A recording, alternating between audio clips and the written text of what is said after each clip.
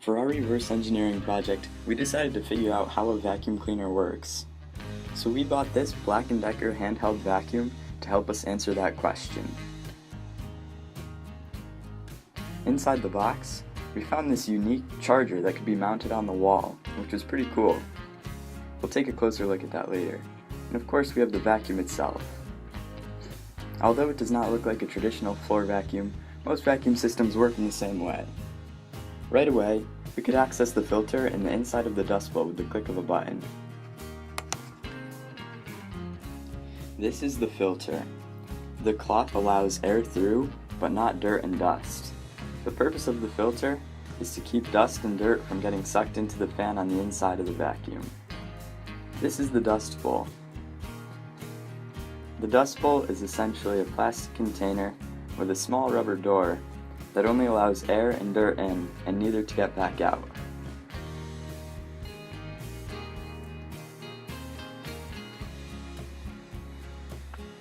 The dust bowl ensures that a vacuum is maintained while collecting the dirt. Now it's time to open up the main body of this vacuum. Luckily, we were able to get it open pretty easily, only with a Phillips head screwdriver, so we didn't have to break anything.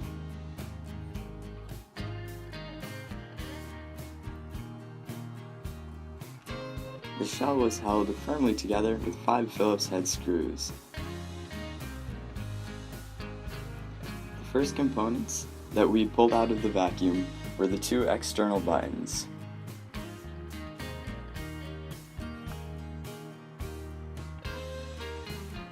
One of the buttons was for releasing the dust bowl. On this one, a spring holds the button up while the dust bowl is in place and relies on a small latch system to keep the dust bowl attached to the vacuum. The other was a power button. A hinge on one end allows the user to press down the button, which in turn holds down the switch, closing the circuit and turning on the fan. This is the switch. This whole circuit is powered by this 7.2 volt, 1.5 amp hour 2-cell battery. Connected to the battery were the charging contacts that allow the vacuum to charge when resting on the wall mount, as shown. A circuit board on top of the battery limits charge and discharge of the battery. This whole system powers this motor to turn the fan. This one in particular is called a centrifugal fan. It pulls air in through the front of the fan and efficiently pushes it out the sides, creating a lower pressure in our dust bowl. The motor is a brushed DC electric motor. These are very common in many powered appliances like this.